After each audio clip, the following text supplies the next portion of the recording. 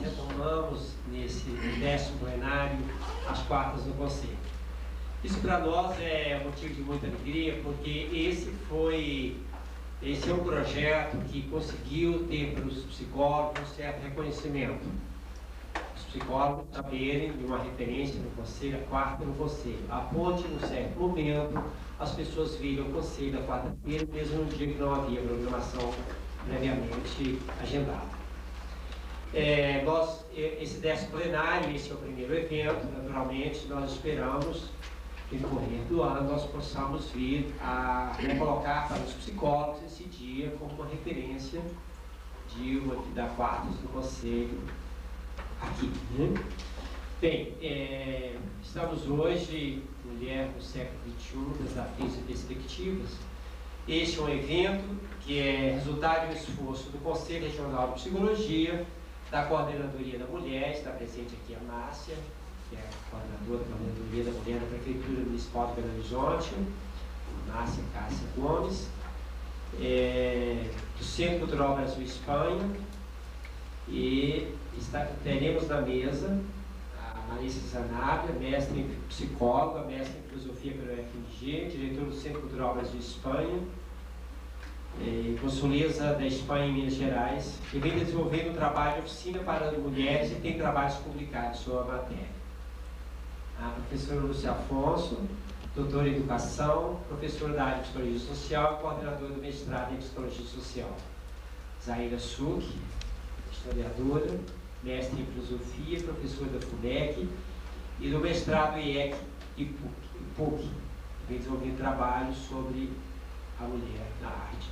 Eu não poderia estar aqui nessa mesa sem dizer alguma coisa que é uma certa percepção que tenho, que numa mesa que fala da mulher no século XXI, porque tem algumas coisas que a gente consegue elaborar a partir de reflexão, de estudos, e há algumas coisas que você intui, você tem a sensação, que você percebe.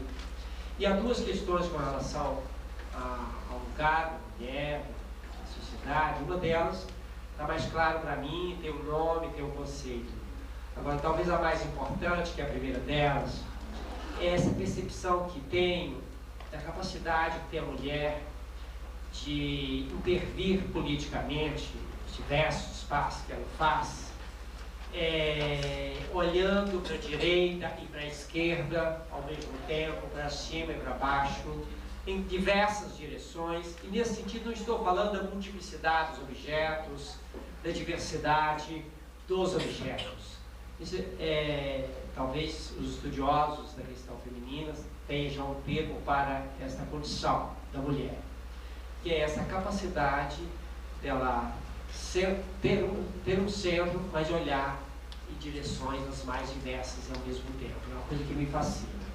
O outro já é um conceito bem estabelecido, que me parece que ninguém, nenhuma categoria, nenhum elemento na sociedade, na cultura, tem sabido simbolizar também a noção de solidariedade. E penso que o século XXI, a sua transformação, sua mudança, passa pela intervenção masculina.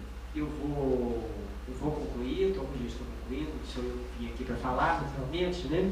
Eu devo pedir licença a vocês, porque eu vou estar, nesse momento, na posse da direção da Associação Mineira de Recursos Humanos, que é uma entidade que nós estamos, nesse momento, vivendo um relacionamento específico, nesse momento, relacionado aos psicólogos, administradores, é uma questão que nós temos que acompanhar de perto.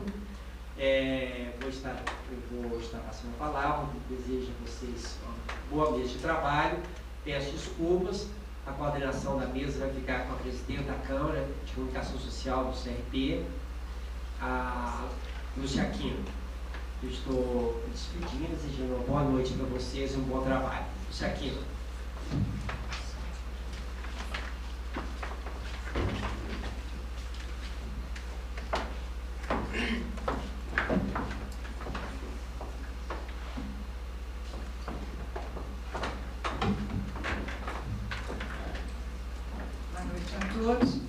Como o Milton colocou, reiniciamos hoje as quartas no Conselho e teremos as quartas nesse primeiro trimestre quinzenalmente. Acho que é um espaço interessante, importante, que o Conselho pretende ter para aglutinar os psicólogos em torno de assuntos de interesse da categoria. O tema A Mulher, ele foi abordado no Jornal do Psicólogo, foi um tema que nos motivou, inclusive, para que nós fizéssemos a primeira quarta com esse tema, e gostaríamos, então, de dar a palavra para Marissa Sanabria e para que comece a relatar a sua experiência com as oficinas para as mulheres. Bom, boa noite a todos. Eu quero, em primeiro lugar, agradecer minhas colegas de mesa, porque eu não ia ser a primeira a falar, mas eu tive um problema e vou ter que falar primeira e sair um pouco rapidamente. A questão das oficinas começa há uns 3 anos atrás, que eu vou a Montevideo e tenho uma colega psicóloga que trabalha na saúde pública com a questão da mulher. Eu já tinha publicado algumas coisas quando tinha feito o mestrado de filosofia na revista Critério, da Faculdade de Filosofia, da UFMG, e então eu começo um pouco a trabalhar a questão do feminino a partir de uma perspectiva que tem a ver, sobretudo, com uma raiz mitológica e antropológica. Cada dia fica mais claro para mim que algumas coisas da ordem do feminino que provavelmente seja a antropologia que vai nos responder. Possivelmente a arte também. Agora, escutando a saída, também me fica mais claro. Mas, enfim, eu comecei a trabalhar um pouco a partir de algumas disciplinas no doutorado de letras com essa história do mito heróico masculino, né? Então existe o herói masculino, o herói das histórias, conquistador, desbravador, que conquista o castelo, a princesinha, enfim. Onde, de alguma maneira, o masculino é a civilização, a cultura, e o feminino é aquilo que tem que ser conquistado, civilizado, culturizado, digamos, domesticado, né? Então, a partir daí, eu começo a fazer algumas considerações e começo a trabalhar a oficina como reuniões onde as mulheres trabalham certos ciclos da sua história.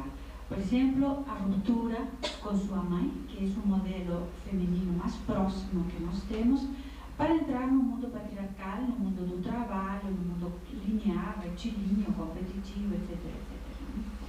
E por aí, eu vou ir explicando e vocês podem ir interrompendo e perguntando, né?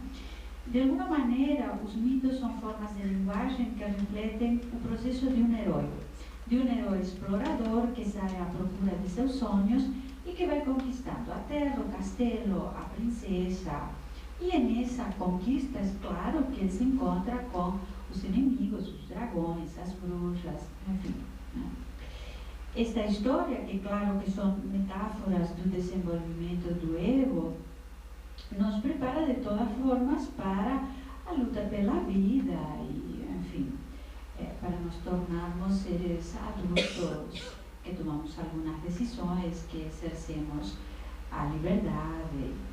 Mas esse modelo é, sobretudo, um modelo solar, executivo, realizador, repressor, puritano, constante, penetrante. Quer dizer, ele tem todos os traços do masculino, digamos, do masculino contido. O problema é quando as mulheres entramos nesse modelo, aí que as coisas começam a se complicar muito, né? Ele transita um caminho em linha reta, né? O herói masculino não duvida, não tem questionamentos, conflitos existenciais, né?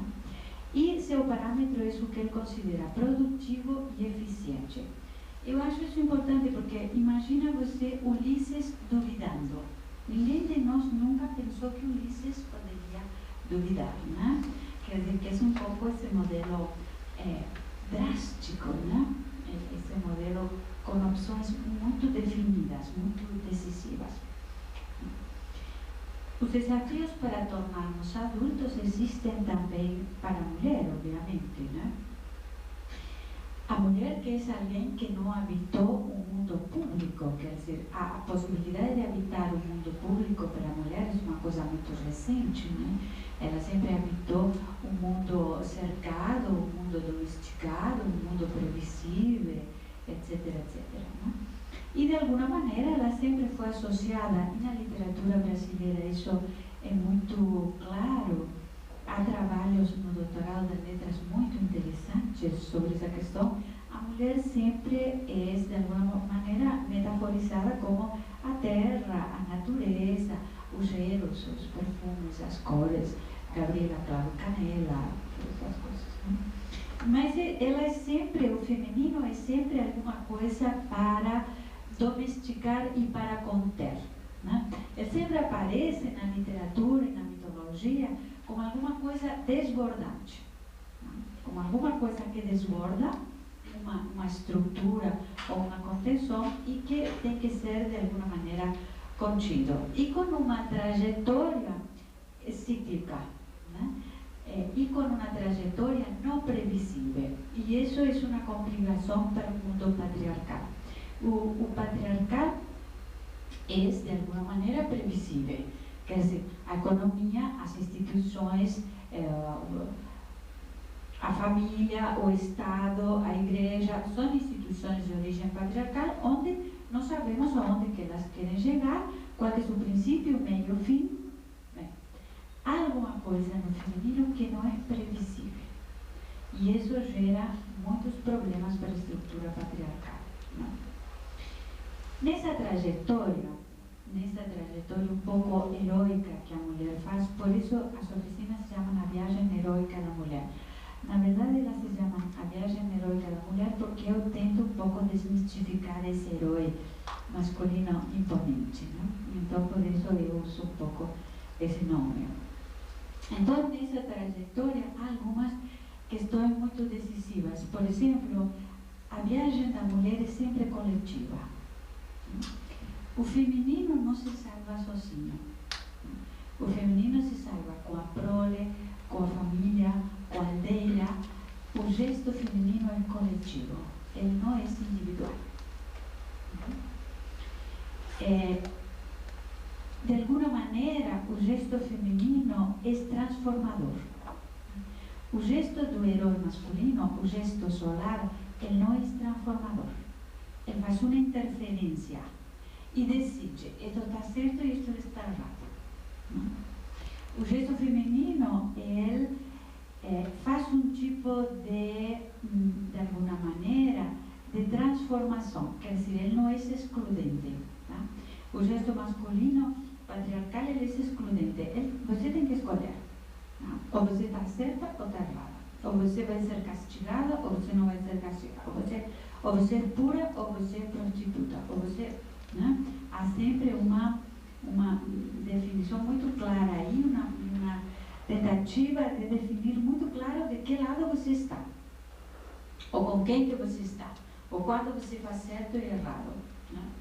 Na questão do feminino isso não está claro. Né? É muito mais diluído, é muito mais indiscriminado, é muito mais transformado, é muito menos preciso. Né? As histórias de mulheres, de alguma maneira, são um tecido. Não? Alan Shinen, que é um psiquiatra inglês, que escreveu um livro que se chama Mulher Heroica, onde ele analisa 7.000 contos de mulheres adultas. Onde a mulher não é essa princesinha que vai ser resgatada, não sei o quê. Onde a mulher é a heroína adulta. E ele diz uma coisa muito interessante. Em todos os contos das mulheres existem histórias entrelaçadas, diversos níveis ao mesmo tempo, vigília, consciência, intuições, sonhos. E em todos os contos, a mulher, apesar de ser a protagonista, em algum momento da história, ela é excluída, escravizada, castigada, encarcerada, sendo submetida a alguma situação humilhante. Então as mulheres começam essa viagem pessoal seguindo, claro, o paradigma masculino e o paradigma do herói guerreiro, né? priorizando o econômico, o mundo do trabalho, tornando-se competitivas, implacáveis, controladoras, lineares, duras com sua crítica interna. Há uma coisa que eu percebo na oficina claramente. A crítica interna da mulher é uma coisa devastadora. Devastadora. Então, numa hora lá na oficina, eu falo assim: façam com massinha o seu crítico interno. Então, eu estive agora há pouco em Vitória, trabalhando com mulheres da Pastoral da Terra, da Pastoral do Menor, estive fazendo oficinas lá, e uma mulher fez uma boca, assim, com uns dentes assim. E então eu pergunto: então me fala da imagem de seu crítico. E ela falou assim: eu não sei a imagem, mas ele me morde permanentemente. Então a crítica interna da mulher é uma coisa muito, enfim, muito autopunitiva, bastante complicada, né? E nessa trajetória em que, de alguma maneira, fazemos uma ruptura com o modelo mais próximo que nós temos, que é o modelo da nossa mãe, claro, e então nós não queremos ser como a nossa mãe, definitivamente não queremos nos parecer como ela, nem vítimas, nem manipuladoras, nem não sei o que, não sei o que. Bom. E nessa história mantemos a distância, com atitudes às vezes irônicas, hostis, enfim. Isso é interessante porque depois lá na frente nós nos vamos a reencontrar com a nossa mãe, e há um movimento nesse momento na Europa das feministas diferencialistas, que a Lucy Regarey escreve muito, e onde ela diz que provavelmente o modelo mãe e filha, mulher, quando é possível a conciliação, seja um modelo solidário que o mundo teria que aprender. É muito bonito esse trabalho, muito bonito. Então, nós vamos à frente, né? Assim, com estratégias de guerra, com estratégias de guerra. E nessa história vamos acumulando coisas, jornadas laborais, enfim, cargos profissionais, acadêmicos, uma série de coisas, né? E lutamos contra dois modelos muito arraigados. A Maureen Murdoch tem um livro que se chama A Viagem Heroica, A Viagem da Mulher Heroica. E ela diz o seguinte: olha, não importa que a mulher seja presidente de um banco, ela vai chegar em casa e vai falar assim: alguém me ligou? Esse alguém é masculino. Não importa que ela tenha 15 cartões de crédito, que ela seja super autossuficiente economicamente, há uma questão aí. E isso tem a ver com o mito do amor romântico, né? Com o mito um pouco do feminino, de ser rescatado por alguma coisa que está fora dela, né? Alguma coisa que está fora de nós, né? E que de alguma maneira nos coloca em um estado de expectativa quase permanente. Isso é uma coisa que eu tenho constatado muito nas oficinas também, né? É como, assim como eu tenho constatado a raiva como um sentimento de pano de fundo do feminino, né? Que sem dúvida tem a ver com o abuso e a desigualdade da estrutura patriarcal. Quando a gente fala de estrutura patriarcal, a gente não tem por que falar, não está falando exatamente dos homens, está falando de uma estrutura de poder desigual, né? Uma estrutura que tem a ver com o trabalho, com os mecanismos de produção, com a relação com a terra, etc, etc. Né? Mas uma coisa que eu tenho visto muito nas oficinas e vejo na clínica também, escutando as mulheres, é como se existisse no feminino um sentimento de raiva mais ou menos permanente, que as mulheres não reconhecem que sentem. Então, eu tenho lido, há um livro interessante de duas professoras de literatura inglesa que se chama A Fúria da Mulher. E elas dizem que a maior parte das depressões femininas, na verdade, não são depressões, né? são estados de fúria absoluta. Né? E há pouco uma paciente minha falou comigo assim, olha, eu não sei se eu estou deprimida ou eu estou com raiva, mas se eu admitir que eu estou com raiva, eu vou ter que matar alguém. Então eu prefiro ficar deprimida. Então, essa é uma questão, né? Bom, então depois de tudo isso, e nós seguimos nessa trajetória que é um modelo um pouco masculino, não? Chega um momento que alguma coisa não funciona muito bem. A Leila perguntou para mim assim, a Leila da Leila Entrevistas, como me entrevistou, falou assim, que eu achei muito interessante, ela falou assim, você acha que nós temos que nos queixar do PROCON? Alguma coisa que não dá muito certo? Então, o que acontece quando as mulheres começam a ficar amargas, deprimidas, irônicas, começam a perder um pouco o brilho, o sentido das coisas, a significação das coisas, o sentido da vida, né? Quando se sentem vulneráveis, quando se sentem cansadas, quando exercitaram muito a lógica linear, a lógica patriarcal, e não encontram algumas respostas que esperavam. Né? E quando a sexualidade é exacerbada, mas o físico, né? A mulher já está nos 40 ou 50 anos, então o físico já não é vendido na mídia, porque tem uma questão aí com o corpo da mulher, né? Se vende melhor ou vende menos, ou enfim, essa história. E alguma coisa está fora de compasso, né? Alguma coisa não funciona. Né? Em nossa cultura ocidental, esse ciclo se dá na mulher por aí dos 40, entre os 40 e 50, às vezes antes, e quando há que repensar algumas coisas, há que ressignificar algumas coisas, descartar outras. É um movimento bastante imponente. A noite escura da alma, né? Como falava Santo Agostinho. E outra coisa, nas oficinas eu falo com as mulheres assim, como é que isso é um mundo escuro? Então elas têm massinha, lápis de cor, não sei o que, não sei o que. E eu tive uma oficina que uma mulher fez com cartolina um caldeirão do tamanho desta mesa, mais ou menos. Com fogo, com não sei o que, com bicho, com uma coisa impressionante. E as outras falando assim, eu acho que eu entro ali, no caldeirão dela.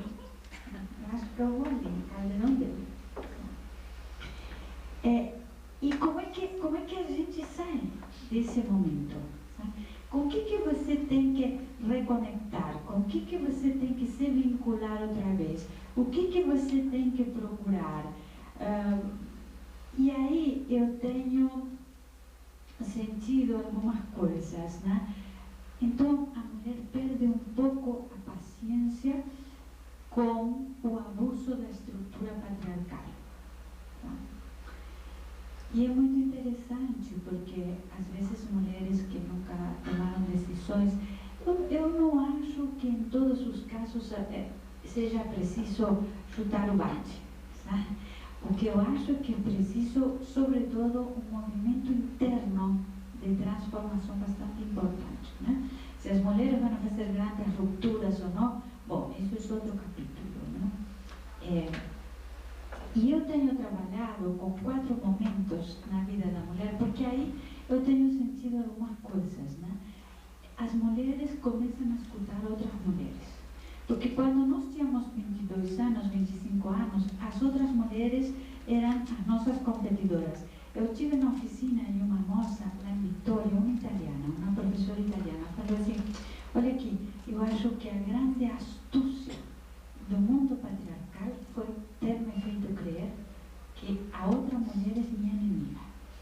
Eu agora, com 50 anos, descobri que não. Que minha inimiga está em outro lugar. Mas então, nós começamos a escutar outras mulheres, nós começamos a sentir ressonância no que outras mulheres falam, assistir receitas de cozinha. Eu falo isso às vezes com a mulher, que você faz às 3 da tarde? Não, às 3 da tarde eu falo assim, assiste como que se faz bolo de chocolate. É muito importante para a estrutura interna.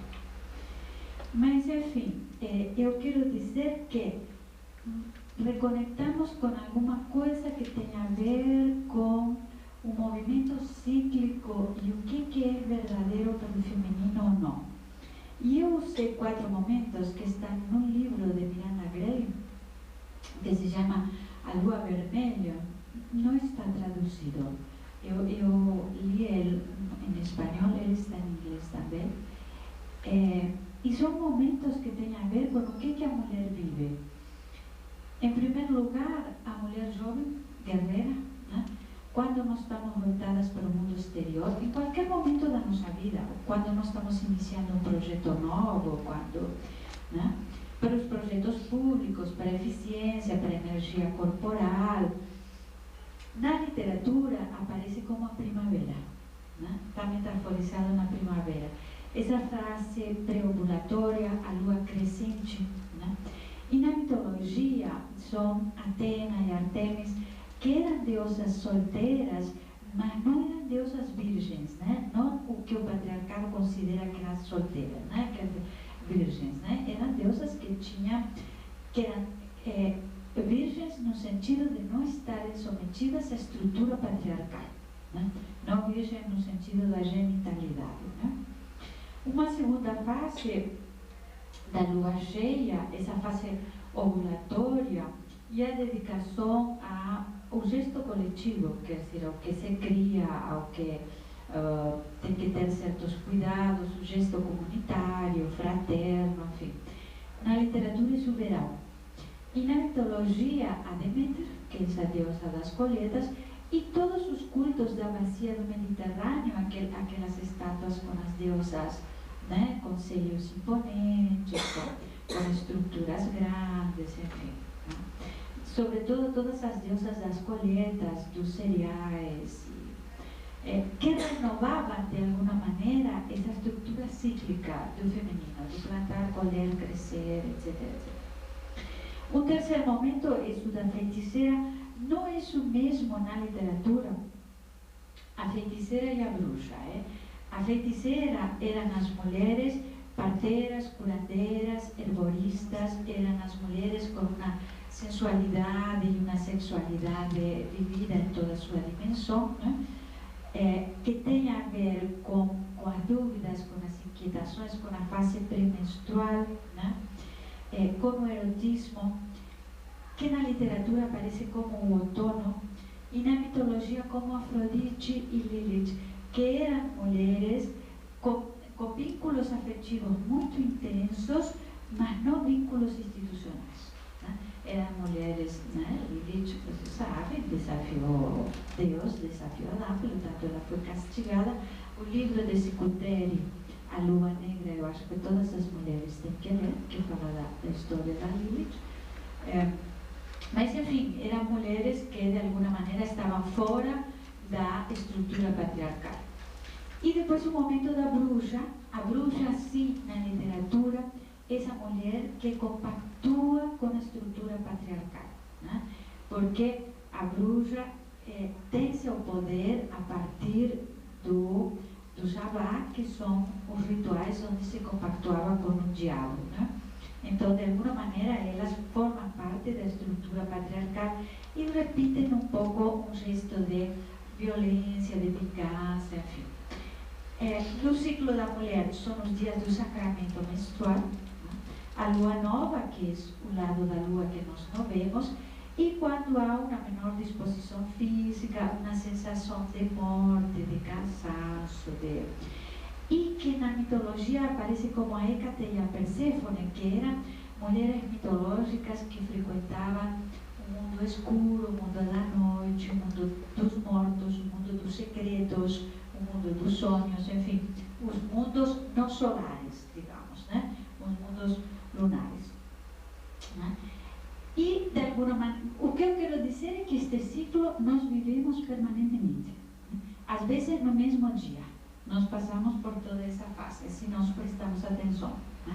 Independentemente do ciclo menstrual ou não, independentemente de estar na menopausa ou não. Tem a ver com a nossa maneira de lidarmos com uma certa estrutura. E então, de alguma forma, nos vamos tornando mais tolerantes, perdemos a vergonha do nosso corpo, isso é muito importante, né? Porque como quando nós deixamos de estar assim, com tudo em cima, os peitos, o nosso puxado, arrebentado, aquelas coisas, a mulher começa a retrair seu corpo, né? Uma das coisas que eu tento trabalhar na oficina também é como que nós recuperamos o corpo. Não importa que a gente esteja mais gorda, mais magra, mais não sei o quê, né? Que não tenha físico de cerveja. Né? Não importa que você não tenha ondulações de garrafa da Brava. Isso eu acho um pavor. Então, e de alguma maneira também nos tornamos mais tolerantes conosco e mais intolerantes com o mundo de fora. Quer dizer, a gente passa a não estar dispostas a fazer certo tipo de concessões. E aí acontece uma coisa interessante. Começamos a resgatar algumas coisas com as nossas mães, né? Ou com a estrutura das nossas mães, ou com essa história. Eu trabalho com as mulheres na oficina, a árvore genealógica das mulheres da família. Como que são as mulheres da família? As tias, as avós, as outras, a que migrou, a que veio, a que eu escutei falar, que nunca conheci, mas não tem importância, escutei falar. Como que é isso, né? Como é que são? E é interessante porque isso é uma coisa que nós não pensamos habitualmente. Quando nós fazemos a árvore genealógica das mulheres da nossa família, nós descobrimos que nós temos muito dessas mulheres, né? Então, que nós somos muito iguais àquela tia de não sei onde, que era parente de não sei quem. Essas marcas estão imprimidas em nós, de alguma maneira, né? E uma coisa interessante é quando as mulheres têm filhas mulheres, né? Esse trânsito para trás e para frente, né? Ou seja, com as nossas mães e com as nossas filhas, né? Há uma questão aí. Há um livro interessante que também eu acho que todas nós mulheres temos que ler, que se chama A Tecelã, que é de uma psicanalista junguiana. E ela trabalha, esse é um livro pequenininho, assim, são pequenas reflexões que ela faz da clínica, das mulheres na arte, das mulheres na literatura, e ela fala um pouco dessa estrutura, né, para frente e para trás, nas mulheres, né, na sua mãe e nas suas filhas, né. E de alguma maneira também começamos a viver o arquétipo do masculino de outra forma, menos predatório, menos guerreiro e mais poeta, né? Existe o arquétipo do herói poeta. Nós não exercitamos, a nossa cultura não exercita, mas ele é possível, né? Então, é interessante porque a Maure Murdock diz que quando a princesa beija o sapo e ele se transforma em príncipe, uma das possíveis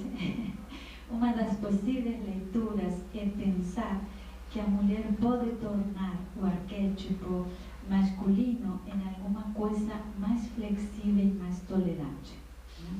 Então, quando há esse movimento de que o sapo se transforma em príncipe, na verdade, há um movimento que possibilita pensar o masculino de uma maneira um pouco menos predatória, né? A Marija Gimbutas, que é uma antropóloga bárbara, que trabalha a questão do feminino desde o Paleolítico até agora, né? E que vale a pena ler também, chegou à conclusão de que a estrutura do Neolítico era extremamente igualitária. Na sua arte não apareciam nem armas nem fortificações militares. E os símbolos eram os pássaros, as serpentes, as borboletas, tá? E a imagem principal era de uma mulher dando à luz. E de alguma forma ela diz que as estruturas no Neolítico não se adaptavam e não se submetiam, eram estruturas ginocráticas, né? Ela não usa o termo matriarcal. A Françoise Dubon também não usa o termo matriarcal, usa o termo ginocracia, né? Como a possibilidade de um movimento coletivo, né? De compartilhar coletivamente. Né? De alguma maneira, nos rituais celtas, no círculo de fogo, as sacerdotisas usavam o punhal para penetrar nas fontes, nas taças com água, no convencimento de que não era possível interferir nos ciclos cósmicos usando somente uma energia, né? Só a masculina ou só a feminina. Quer dizer, os rituais celtas, que os rituais celtas trabalhavam?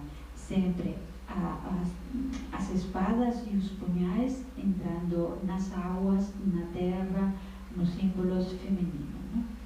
O feminino é uma trama, ele vai se construindo, ele é feito e defeito, ele é cortado, colado, ele forma um painel que permite uma multiplicidade de movimentos, de leituras e de versões.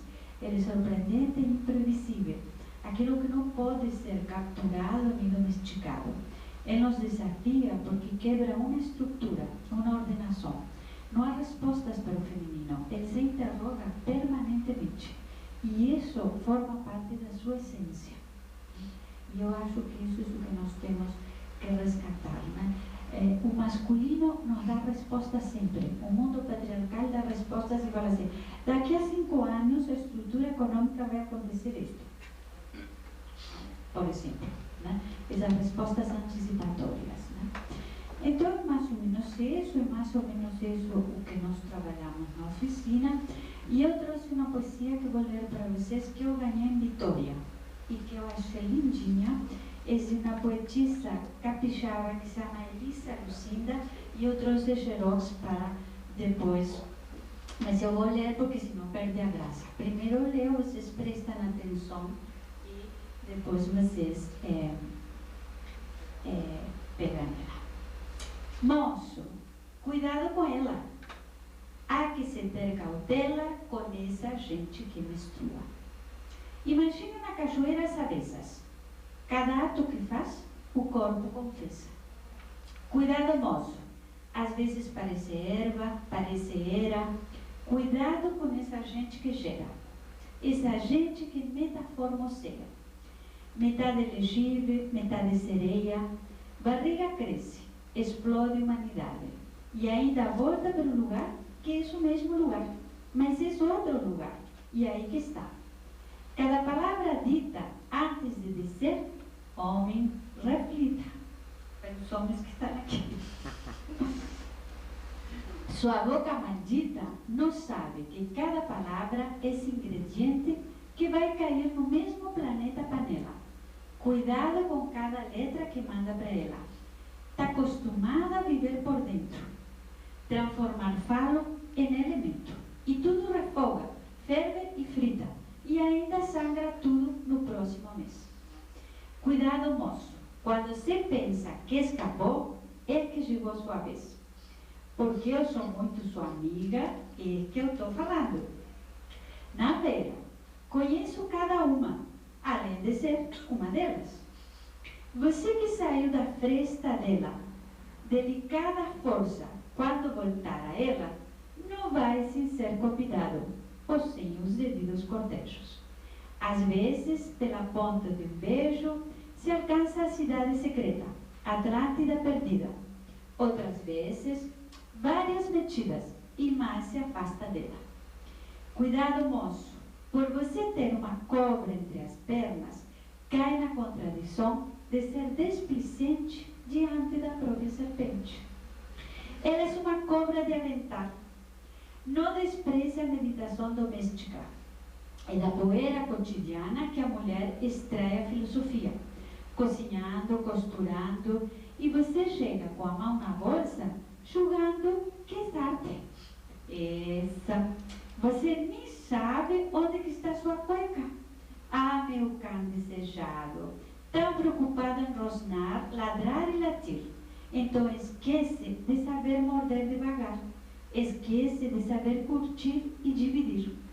E aí, quando quer agredir, chama de vaca e galinha. São duas dignas vizinhas do mundo daqui. O que você tem para falar da vaca? o que você tem, eu vou dizer e não queijo. Vaca, essa senhora, sua mãe, de leite. Vaca é galinha. Ora, me ofende, enaltece, elogia. Comparando rainha com rainha, óvulo, ovo, leite, pensando que está agredindo, que está falando palavrão, está no homem, está citando o princípio do mundo.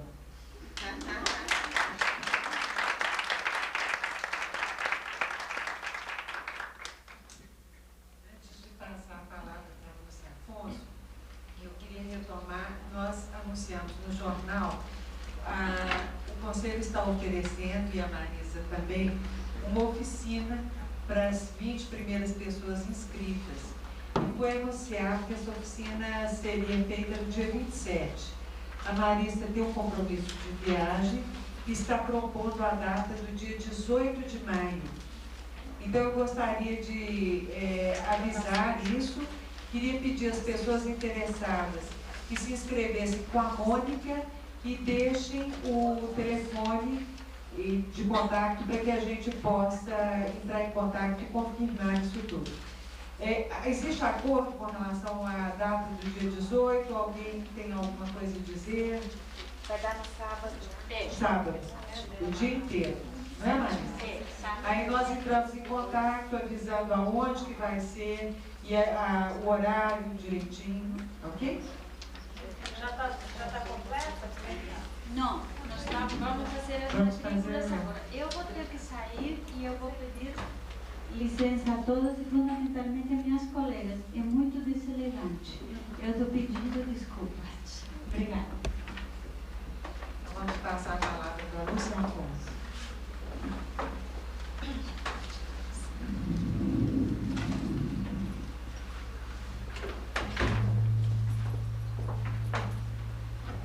Gente, eu quero também começar agradecendo, né, ao convite do CRP, os colegas da mesa, a todos vocês que vieram, apesar do jogo, né, a festa do Cruzeiro.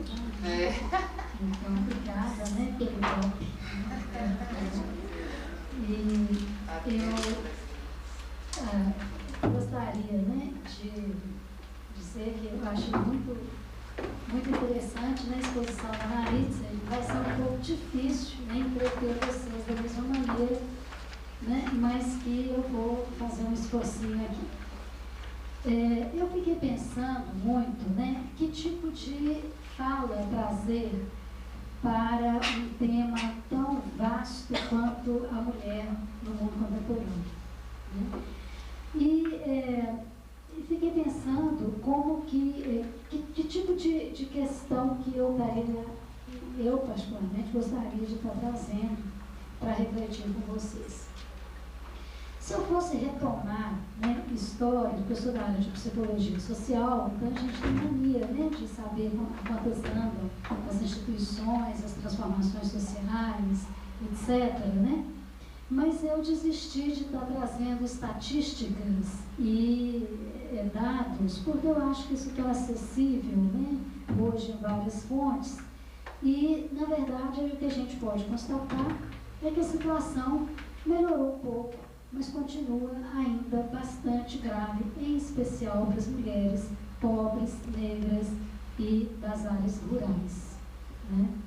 Então, eu resolvi que o mais interessante seria tentar fazer mesmo uma reflexão baseando no segundo pedaço do título, né, da palestra, que seriam os desafios para o século XXI, o que me levaria, né, a pensar um pouco, fazer uma reflexão do que nós aprendemos na história do século XX.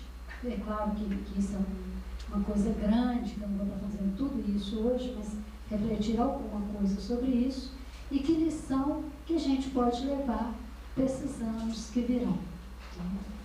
E eu fiquei pensando, então, que no movimento de mulheres do século XX, aliás, eu queria mencionar que outro dia, por acaso, eu liguei a televisão e me deparei com uma entrevista do Alan Turenne, né, que é um grande sociólogo, e ele falava que a evolução da mulher, dos direitos da mulher dentro de uma sociedade era a grande referência hoje para a gente poder ter uma avaliação de a quantas anda essa sociedade em termos de desenvolvimento de direitos humanos, sociais, etc. Né? Então, muito interessante, e eu concordo com ele, né? E eu acho que a história do século XX, ele também menciona isso, ele traz como uma das grandes contribuições à história do século XX, foi justamente o movimento de mulheres. E nessa história desse movimento, aí eu gostaria de começar marcando 2 grandes momentos. Aí eu estou fazendo, gente, uma leitura assim, já totalmente à vontade, né? A historiadora vai falar depois, né? E eu estou aqui de psicóloga mesmo. Nessa história, então, eu vou pegar 2 grandes momentos. Primeiro, que eu chamaria do elogio da igualdade, né? Foi ali pelos anos, logo depois da Segunda Guerra Mundial, né? Ali pelos anos 50 até os anos 60, início dos anos 70, em que as mulheres resolveram denunciar a desigualdade. Né? Então, era a denúncia da desigualdade de salário, da desigualdade de acesso, da desigualdade educacional, da desigualdade na questão da saúde, né? E a grande tônica era o elogio da igualdade. Mas qual igualdade? Né? A igualdade de cidadania, né? Que isso fique bem claro. Quando se começava a fazer toda a denúncia da desigualdade, uma luta pela igualdade, não era como depois começa a ser revisto na década de 80 e 90, né? Uma igualdade a qualquer preço, uma igualdade de tudo. Começa como uma igualdade de direitos sociais, uma igualdade de cidadania. Só que entra em cena, né, também com outros movimentos de outra natureza e também de outros atores sociais que buscavam seus direitos sociais, entra em cena, a partir aí dos final dos anos 70, início dos anos 80, eu poderia localizar um outro momento, que seria, está dando ressonância aqui,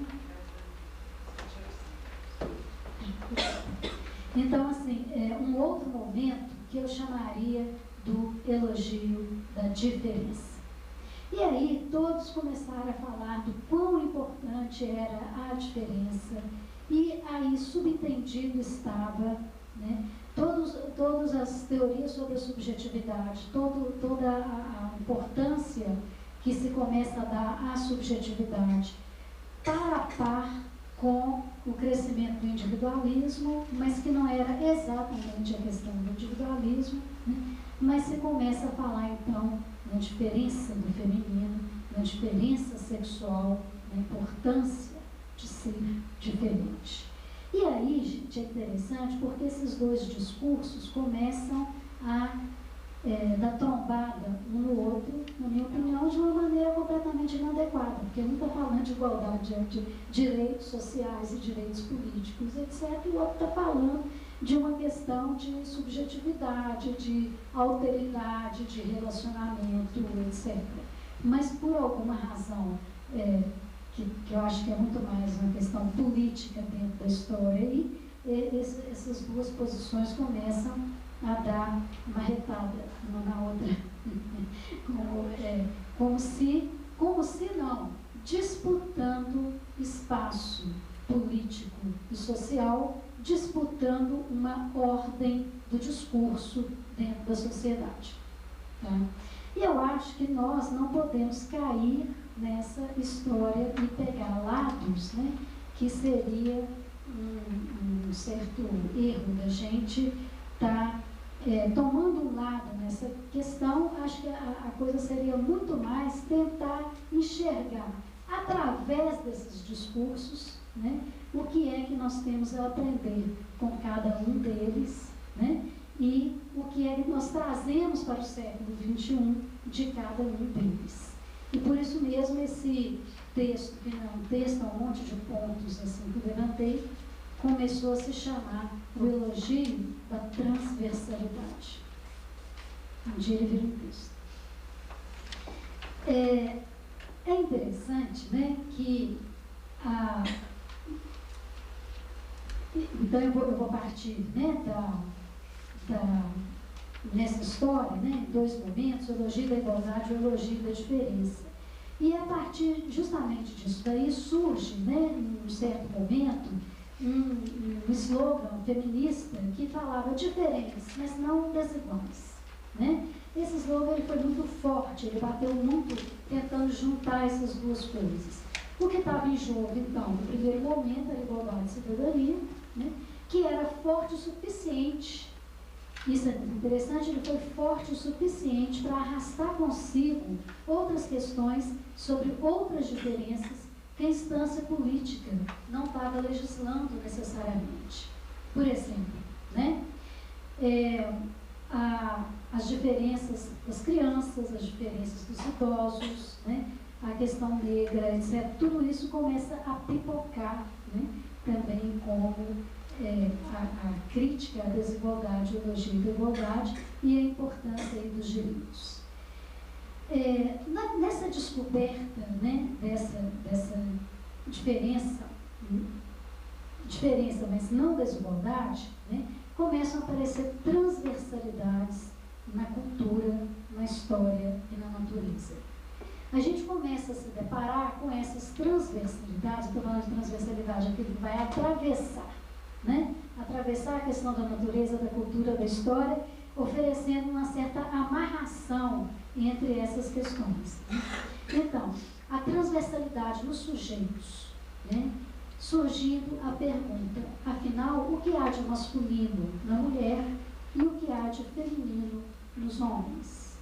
Então a gente começa a recusar essa dicotomia. Mulheres são assim, homens são assado, né? Mas a gente começa a se perguntar, peraí, tudo bem, a gente pode até tentar pensar o feminino e o masculino, mas será que tudo que é feminino é mulher e tudo que é mulher é feminino? Né? E, sabe, não existiria aí uma transversalidade de feminino e masculino nos sujeitos, na subjetividade contemporânea?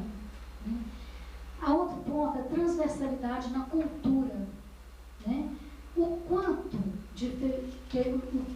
aquilo que a gente conhece por feminino e por masculino é uma construção da cultura e que está atravessado nessa cultura, naquela outra, e que vai mudar historicamente.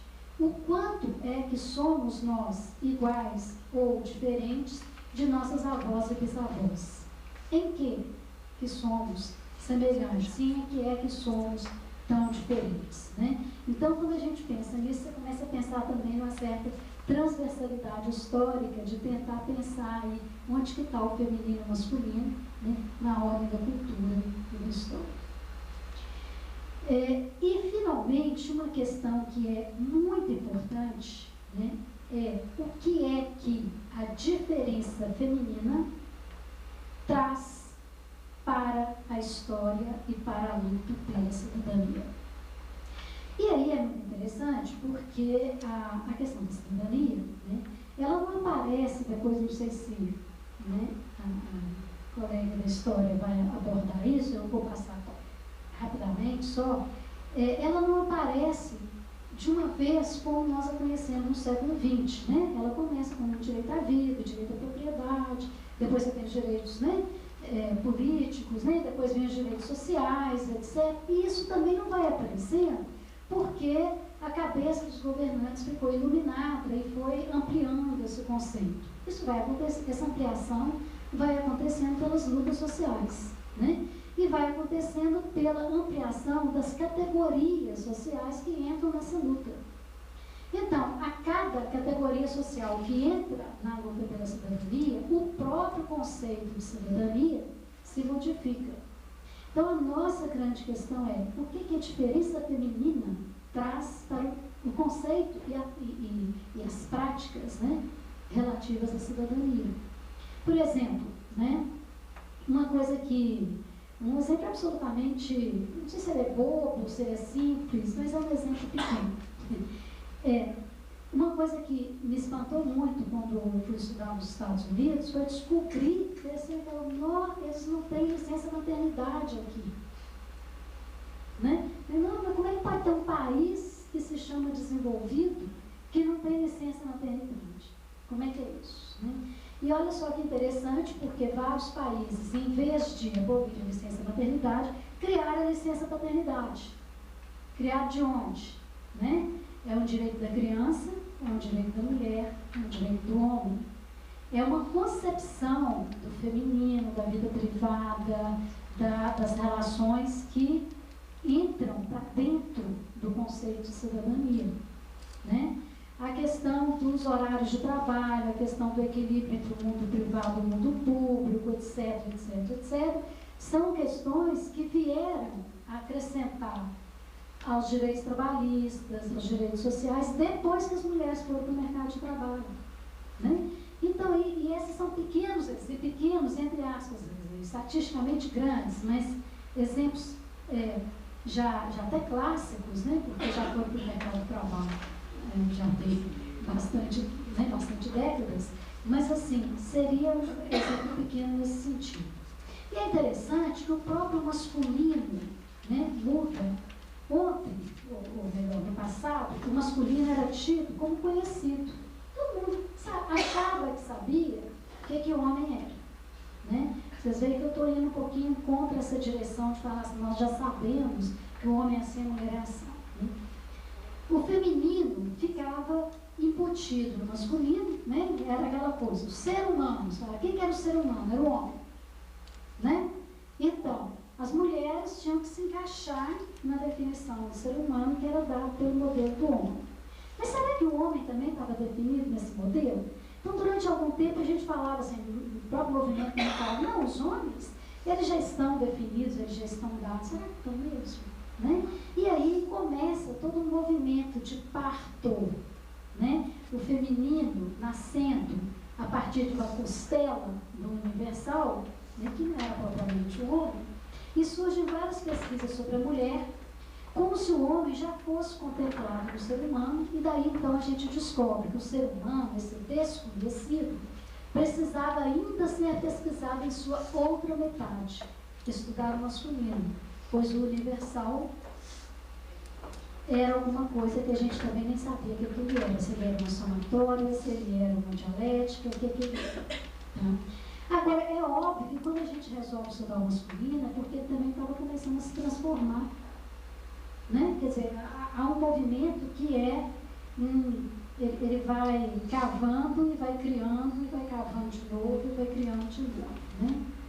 Então, é interessante a gente pensar, né, acho que como um desafio, né, que vem por aí, né, nessa dialética e nessa expansão do conceito de cidadania, que se alimenta num sonho de igualdade tecido de diferenças, pensando o que é que a diferença feminina e agora também a diferença masculina traz para o conceito e a prática da cidadania. Né? Esses desafios, então, eu volto, né? Primeiro assim, o elogio da igualdade renova a importância de se perceber. Eu acho que a gente tem que levar todos os dois para o século XXI, tanto a questão da igualdade quanto a questão da diferença.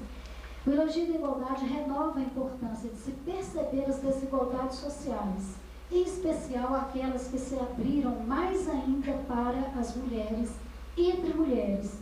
Porque uma coisa que o século XX trouxe também, que a Revolução Feminina do século XX trouxe também, foi, grande parte das mulheres teve acesso a direitos básicos e grande parte das mulheres não. Então, o fosso entre elas aumentou. Né? Se eu pegar as estatísticas do século XIX, eu encontro taxa de analfabetismo entre mulheres de classe baixa, classe média e classe alta. Agora está só na classe baixa. Né? Se eu for ver quem tinha acesso à educação, ao trabalho, etc., né? era igual por baixo. O acesso aos direitos, óbvio, foi ótimo ter acesso aos direitos, mas gerou uma outra situação que nós estamos levando para o século XXI, né? Que é o fosso, né? Entre mulheres. Então, muitas vezes a gente está aqui discutindo na classe média o que é a questão das mulheres, do feminismo, algumas questões para nós até parece que nem existem mais. Né? Você vai ali em Betim, no assentamento ali de Betim, existe tudo de novo, né? Você vai ali ou mesmo aqui em Belo Horizonte, tal, no interior, né? As situações são muito diferentes. Então, hoje a gente tem que falar, né, de demandas variadas e a gente não pode fechar os olhos para essas questões. Continua tendo lugar para a denúncia da desigualdade. Agora, ela não pode ser uma repetição vazia, né? Ela não pode mais ser uma coisa que está só se repetindo. A gente tem que ir lá tentar entender que fosso é esse nessas relações sociais entre mulheres que também começam a se estabelecer. O elogio da diferença renova para a gente a importância de se buscar compreender a alteridade na relação. A alteridade, né, a relação com o outro. E de se compreender melhor a sexualidade e as relações amorosas na vida de homens e mulheres. E a diferença não apenas entre um homem e uma mulher, mas entre parceiros em geral. E isso também vem, né, você começa a falar da diferença sexual, e de repente você começa a entender lá, a diferença sexual é entre homens e mulheres ou entre pessoas? Não é que essa história aí, né, entre homem, mulher, homem, mulher, essa pessoa aqui com aquela pessoa ali, né? Que história é essa, dessa diferença que a gente começa a tratar de uma certa maneira mítica, né? Então, dentro disso daí, não sei se você está controlando o meu tempo. Gente, eu perco a ideia. Não, pode? Dentro disso daí, eu acho que, levando em consideração essas coisas que eu tentei, esses pontos que eu levantei, está meio descosturado, mas levando isso em consideração, eu noto, né, uma coisa que é um certo retorno de uma questão. Eu acho interessante ver que 50 anos depois do feminismo, eu diria 500 anos depois, né, até com uma brincadeira aqui entre a gente, a questão do feminismo ainda evoca mal-estar, resistências e do lado das mulheres uma espécie de luto. De luta vira uma espécie de luto, né? É como se houvesse uma geração e suas vozes, uma geração que viveu uma série de mudanças de papéis, implodiu a instituição do casamento, viveu a liberação sexual, reduziu a natalidade, brigou por salário igual, etc, etc, etc. Mas houve também desilusões nessa história, né? Desconstruindo a casa e denunciando a violência intrafamiliar, as mulheres reivindicaram o mundo da produção e da política, para ali reencontrar o poder em todas as suas faces. Então, aquela história, né, de que a gente iria para o mercado de trabalho, que a identidade estava no mercado de trabalho, e que estava na política, etc., começa a minar água também, né? Porque não estava exatamente ali. Isso não quer dizer que não seja importante, é importantíssimo, né? A questão do trabalho, da participação política e social é fundamental.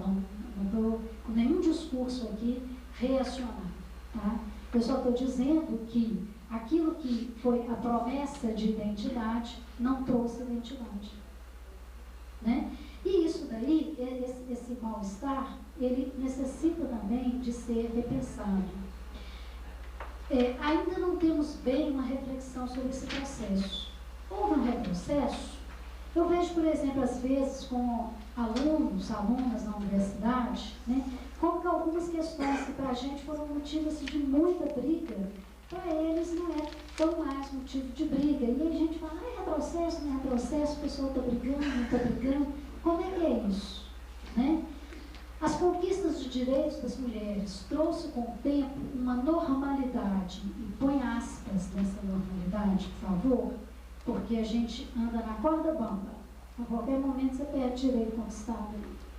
Uma normalidade que esvaziou os sentidos da luta, preenchendo imaginariamente uma falta, uma pergunta que eu faço.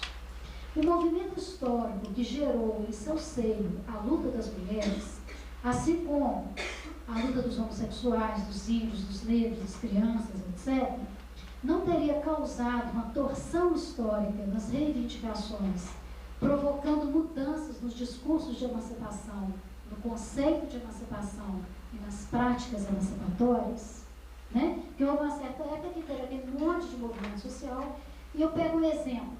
Até que ponto, né, que a questão, por exemplo, das mulheres que reivindicaram divórcio, redução de natalidade, aborto, etc., etc., e os direitos das crianças, que têm direito à sua família, ao pai e à mãe, não sei o que, não sei o que, não sei o que. Até que ponto que eles andam juntos, até que ponto que eles conflitam. É uma questão de indivíduos, de atores sociais diante do Estado.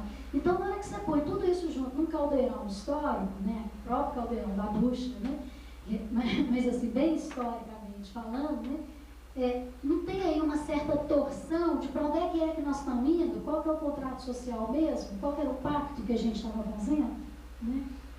Teria havido como parte da mudança a emergência de campos vazios de significação, né? Quando você sai de uma determinada instituição, você vai para onde, né? Campos vazios de significação e campos esvaziados, que diferença só vazio, esvaziados de sentido, né? Por exemplo, né, a questão do corpo, da maternidade, né, como é que esvaziamento de sentido foi promovido sobre o corpo feminino, que tipo de produção de sentido foi produzida sobre o corpo feminino, né? A banalização, eu estou com um monte de perguntas, vocês estão vendo, não estou falando nada para vocês, eu estou perguntando para vocês. A banalização de relações como defesa contra novos sentidos emergentes ou contra o luto pelos antigos valores e papéis estaria acontecendo, uma certa banalização das relações, porque elas são densas, dolorosas, conflituosas, difíceis de resolver internamente, subjetivamente elas são difíceis. Então o jeito de você se proteger disso é banalizando, porque aí você vive ligeiramente e aí você não tem que dar resposta para aquilo. E até pode fazer uma certa filosofiazinha barata assim, para poder justificar, tratar de certas questões que são tão fundamentais na vida da gente de uma maneira ligeira, né? Bom, enfim, para mim, tudo isso ocorreu. A banalização, o esvaziamento de campos de sentido, o aparecimento de campos vazios, essa briga de vários atores pelos direitos sociais, todos eles falando coisas importantes e legítimas, mas muitas vezes conflitantes, né? Isso tudo ocorreu em uma certa dimensão. Não são hipóteses excludentes. Ficam algumas questões, né, sobre as quais a gente precisa de pensar, então, que são esses os desafios que eu acho que a gente vai ter que levar para o século XXI, né, em torno da questão da igualdade e da diferença, que gera, então, as subquestões que não são como pequenas, mas são, assim, derivadas, né? A questão da autonomia, a questão da identidade da alteridade, a questão do projeto social, vou falar de cada um aqui rapidinho, né? E a questão do projeto existencial. Eu até trouxe alguma coisa assim de poesia para poder deixar a coisa assim mais agradável, mais palatável, porque essas questões são questões mais difíceis assim, né? Se a gente for levá-las, elas são mais pesadas, né? Então, na questão da autonomia, né? A conquista de direitos sociais levou as mulheres a todas as esferas da sociedade, com a ressalva das desigualdades entre mulheres que eu já falei, né? De dependente e protegida, entre aspas, porque era uma proteção que ao mesmo tempo a oprimia, né? Ela se torna independente e cidadã. Ou seja, mais direitos, mais responsabilidades. Eu lembro muito do Antônio Paixão, o nosso sociólogo, que sempre trabalhou com violência, já falecido, né? E que ele brincava muito, né, com esses debates de mulher, porque as mulheres estavam tendo acesso a todas as esferas da vida social. Cada vez mais tem mulher no tráfico, tem mulher na violência, tem mulher é aquela coisa, né? Você realmente entra em todas as esferas da vida social, mas entra como? Né? Se temos um projeto revolucionário, temos que responder, entra como? Né? Ou seja, mais direitos, mais responsabilidades. Mais do que nunca, não basta ter acesso. Ter acesso é uma forma de cidadania ainda muito acanhada, né? Mas é preciso fazer parte de um contrato social, de um laço, de um vínculo, de negociações. E isso exige autonomia, que é muito mais difícil em todos os sentidos do que meramente ter acesso a direitos ou ser independente. Né? Ter autonomia social é um negócio bem mais complicado, e complicado na vida pessoal, complicado como cidadã, mas muito mais desejável. Né? A autonomia nos traz exigências de ordem afetiva, política, moral, ética e outras. As diversas formas de promessas sociais não podem ser bastantes, pois é preciso uma reflexão sobre o próprio desejo, sobre o próprio projeto. Ter acesso ao trabalho não basta, é pouco ainda, ter direito ao produto do próprio trabalho, pouco ainda. Há que se compartilhar e decidir o sentido do próprio trabalho e do trabalho na sociedade. A autonomia nos traz a questão do sentido do nosso desejo. Traz diretamente também a questão da heteronomia, ou seja, de como precisamos do desejo dos outros, de compartilhar e de conviver. O que né, o que foi, num certo momento, detonado, no sentido de que não, nós não precisamos, né, a gente quer a independência e tal, e de repente, assim, a gente percebe que para definir uma nova identidade, você tem que definir em relação com, né, e isso volta o filme num monte de coisa, não volta a história para trás de forma alguma, mas você tem que repensar várias coisas. E aí, assim, não sei se vocês me permitem alguma leitura de poesia, eu pensei mais para poder não ficar tão indigesta, sabe? Tem um poeminha aqui que se chama Bonsai. Enfaixei meu desejo com os pés das chinesas antigas. Desde pequenino, envolto nas tiras apertadas de mistério. De madrugada, eu ouvi os ossos trincando. Senti o dorso do desejo se arquear, buscando ser no espaço mínimo. Ao tentar andar, tropeçava. Correr, nem pensar. Desejava asas com seus delicados pés curvos, miniaturas de pássaros, pequenas estruturas circulares. Como uma árvore bonsai, que desde cedo montam, contendo-lhe o caule, podando-lhe as raízes, meu desejo está plantado em um vaso ornamental, belo e exótico, cheio de significados e insólitas metáforas, como os pés das chinesas antigas. Eu acho que é uma reflexão que a gente tem que fazer hoje, né, diante da mídia, diante de um monte de coisa por aí.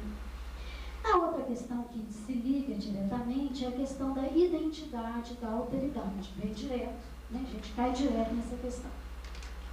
Outro dia uma colega estava me contando, com muito gosto, a história de uma peça aí, talvez até vocês tenham visto, um filme, uma peça, que eu não fui ver e que eu vou criticar sem ter visto, então está errado eu fazer isso, mas eu vou fazer isso mesmo. Chama A História da Shirley Valentine. Não sei se vocês viram, tá? E aí a minha amiga contava assim com muito gosto, né, que a Shirley Valentine tinha descoberto, né, que ela era uma dona de casa. Eu sou muito chata com essas coisas, eu comecei a enxergar estereótipo. Na minha frente começa a ficar assim, uma dona de casa que vai, e aí vai viajar, e aí ela sofre a paquera, é paquerada de um cara muito bobão e tal, e aí ela fica frustrada, depois ela descobre que ela não precisa dele para ser ela mesma e tal. Eu fiquei pensando, tudo bem, ela realmente, aquela mulher não precisa daquele homem, ela pode encontrar outras coisas na vida dela, sem dúvida alguma.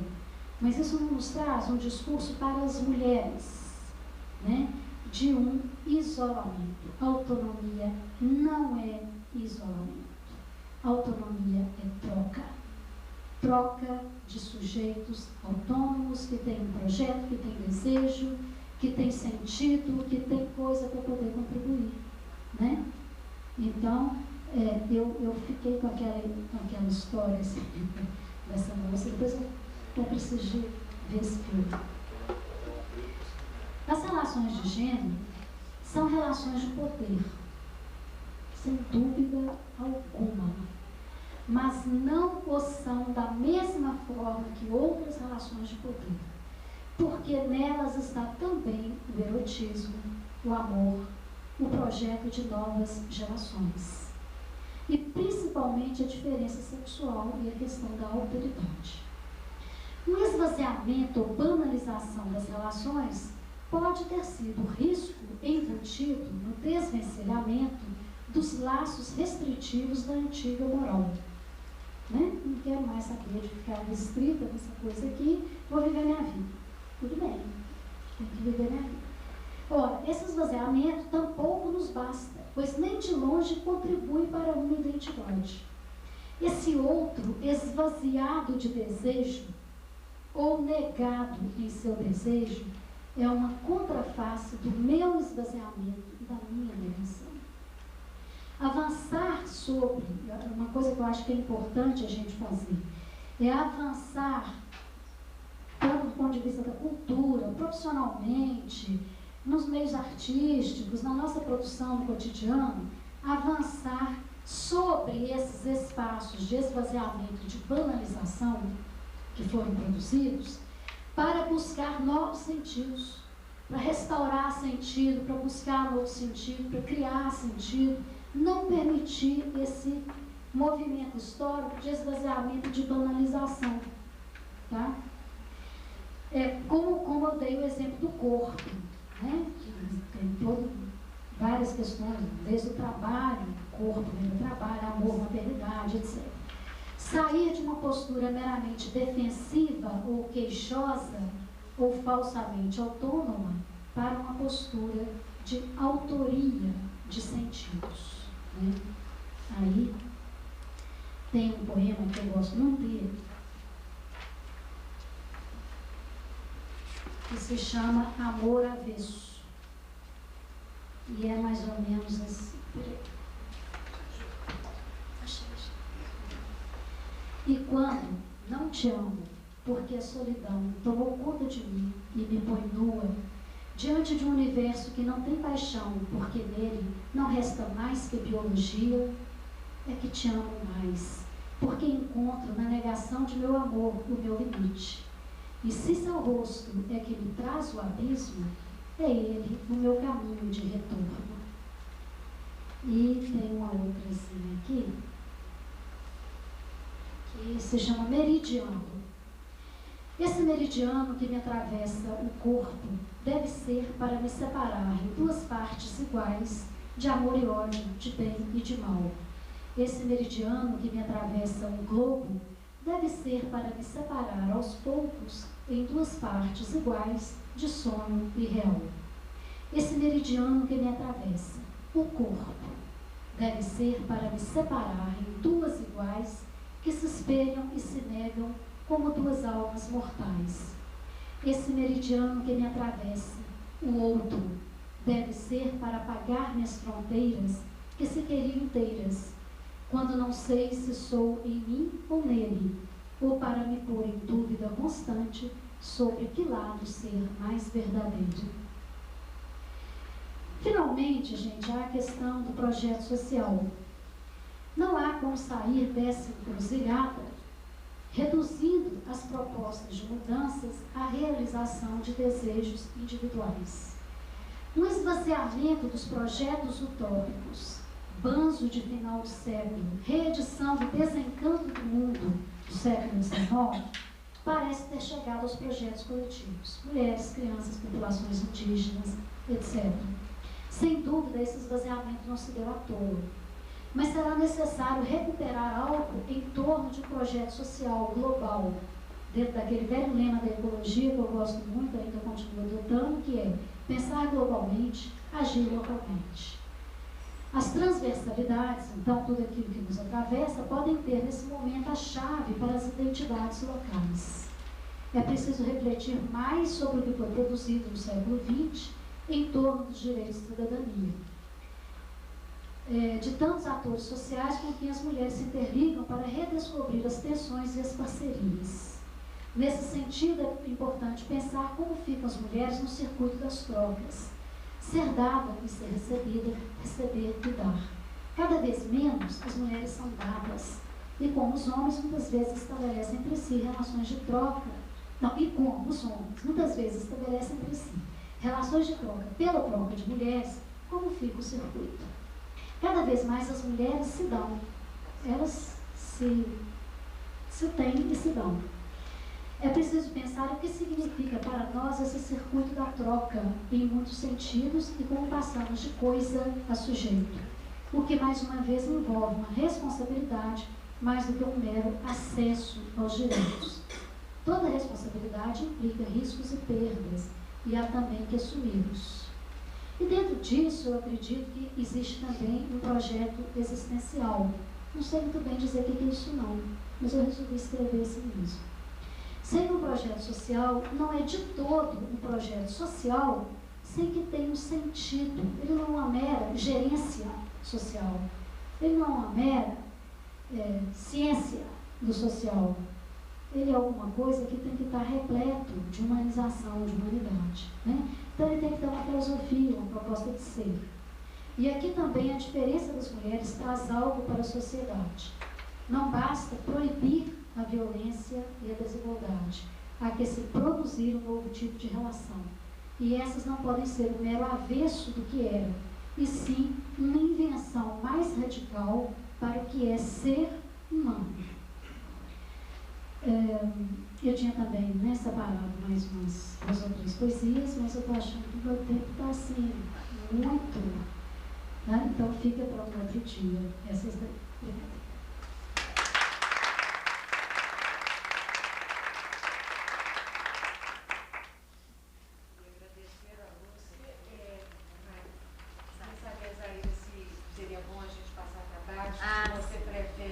Não, eu vou passar porque eu só vou contar para vocês que o meu caso bom, eu nem sei, a Lúcia acha que eu sou a historiadora, que vou contar a história das mulheres, mas eu vou contar para vocês um trabalho que é ainda incipiente, mas que a minha história de professora de História da Arte me levou a procurar. Eu estudo um filósofo chamado Walter Benjamin, um filósofo alemão, que morreu em 1940, fugindo dos nazistas. E ele fala uma coisa que me impressiona muito, que me modificou uma série de conceitos de história a partir do que eu vi, do que eu estudei no meu mestrado sobre. Ele fala que as pessoas nunca contam para as pessoas certas, na hora certa, em voz alta, aquilo que é de mais importante que ele tem para dizer. Geralmente ele conta para uma pessoa errada, baixinho, alguém que não quer ouvir, ou então para alguém que não tem menor interesse, e de preferência baixo, o que é mais importante da vida da gente, que é um hábito que a gente tem e que as épocas são assim, que nenhum historiador pode pegar uma obra principal e colocá-la como representação de um tempo. O tempo tem que ser, ele está contido na obra secundária. E eu, nessa minha vida de História da Arte, os alunos perguntam para mim, cadê as mulheres? Onde elas ficaram? Elas são essas obras secundárias que dizem muito mais, porque elas contam os desejos, os medos, as frustrações, os sonhos, e elas não aparecem. Vocês não vão ver um livro de impressionismo, são 4 mulheres impressionistas, elas não aparecem. Os expressionismos não aparecem. Barroco, rococó, renascimento, qualquer um, a partir de agora que as mulheres começam a aparecer na história, assim como na escola de medicina tem muito mais aluna do que aluno, etc. Então as artes plásticas, nesse momento, ela começa a ter mais mulheres do que homens. Porém, na história da arte, elas contaram muito mais e falaram muita coisa. Eu não tenho nada para falar do século XXI ainda. Eu tenho algumas coisas para contar para vocês, e eu vou mostrar para vocês, do vocabulário de algumas mulheres, que são obras secundárias, que nem são muito conhecidas. Uma ou outra, eu imagino que vocês já viram falar, mas na maior parte vocês não devem ter ouvido falar, porque há anos que a gente pesquisa, não tem um livro publicado, não tem um museu, não tem nada disso. E é um trabalho que me interessou, porque eu queria saber qual era o sonho delas, o que elas queriam, por que elas apareceram. Cada um tem uma história diferente. Então eu comecei a ver o vocabulário. O que tinha em comum? Podia dizer que existe uma arte feminina? Eu não sei responder ainda. Eu só sei que existe um vocabulário que a gente identifica e nem sei o que fazer com isso por enquanto. Bom, maternidade é uma questão óbvia que nós vamos ver que quase todas as mulheres, elas colocam isso como um ponto muito importante. Outra questão é, elas nunca se colocam como cenas bíblicas, em cenas bíblicas. Elas não querem ser santas, elas não se identificam com santas. Qualquer uma dessas mulheres, elas se identificam com uma mulher sem charme, fazem muito autorretrato, são corajosas, coisa que muitos homens não fazem, e principalmente a autorretrato, nada generoso. Elas são cruéis com elas mesmas às vezes. Não tem a menor dificuldade de colocar sobre o corpo, sobre uma fruta, comparado com, por exemplo, o órgão genital feminino, masculino, uma flor. Elas têm um acesso a texturas diferentes, que trabalham muito com ossos, com sangue, com carne, com tudo isso. E uma coisa curiosa também, que eu não sei responder, que talvez os psicólogos que possam me ajudar nisso, quase todas desenham uma escada. E essa escada leva à lua, essa escada não leva a nada, mas uma escada está presente. Eu imagino que pode ser algo ligado à construção, baseando também no Benjamin, ele trabalha a melancolia, na figura do Dürer, que existe a escada, que ele fala que é quando o homem tem a consciência de que ele precisa construir os conceitos, porque quando Dürer fez esse trabalho, é muito bonito o trabalho, ele quis mostrar todos os conceitos que o homem ligado à humanidade, quando ele descobre o seu humanismo no Renascimento, ele descobre também os seus limites, e entre eles está uma escada, que seria a questão da construção. Bom, ainda são perguntas que eu tenho, não tenho nenhuma resposta, mas eu tenho umas imagens que eu acho interessante, que eu gostaria de mostrar para vocês. Tá? Se também passar o tempo, eu sou incansável de mostrar as imagens, vocês me avisam, tá, gente?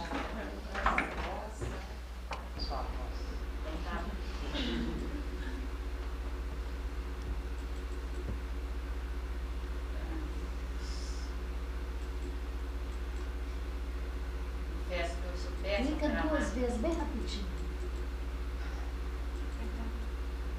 Isso, abre.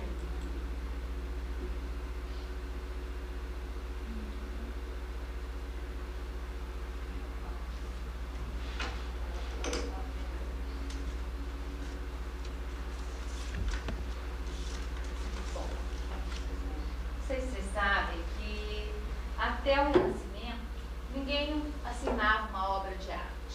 Então, possivelmente, no mundo grego, que dificilmente uma mulher trabalhou com arte, no mundo romano, que eu imagino que tiveram alguns trabalhos em arte, na Idade Média, deve ter havido trabalhos femininos, mas as pessoas não assinavam, então é difícil distinguir qual é um trabalho e qualquer outro. Bom, mas a primeira mulher que aparece na história da arte, ela... Você quer que chame um rapaz para pôr o modelo? Não, agora eu já... A primeira mulher que apareceu e que assinou um trabalho na história da arte, ela chama Sofonisba Anguissola. Ninguém nunca viu falar, imagina. Ela nasceu em 1532 e morreu em 1625. Portanto, ela é do século XVI, né? Ela é em pleno barroco, e ela é o primeiro autorretrato feminino que se tem na história da arte, assinado e reconhecido que eu conheço ainda, né? Pode ser que tenha outro, mas eu não tenho acesso. Quem começou foi o primeiro a assinar as obras? Quem foi o primeiro? Bom, os primeiros foram os do norte da Europa, que foram os pintores Bosch, Bruegel, que começaram, Van Eyck, começaram a pintar com tinta a óleo. Porque antes não existia também o quadro, viu, gente? O quadro é uma invenção do Renascimento. Ou eles pintavam os trípticos de igreja, ou então painéis de igreja, ou faziam tapeçaria, ou vitrais, ou mosaico. O quadro foi uma invenção do século renascentista. Então, um quadro pequeno, são muito pequenos os quadros renascentistas, nós vamos ver os barrocos bem maiores, mas a primeira pintura pequena barroca feita por uma mulher e que ela chama de autorretrato, e ela mostra como ela é santa, como ela é uma pessoa católica, ela era acompanhante da rainha da Espanha, ela mostra o crucifixo. Ela aprendeu a pintar com o pai. Nós vamos ver que a maior parte deles tiveram acesso em casa à pintura. Então, assim como a outra que a gente vai ver agora, que é Rosalba Carreiro, peraí que eu vou, não sou boa para isso, mas eu vou, daqui a pouco eu esquento aqui. Bom, essa é a Rosalba Carreiro, que é uma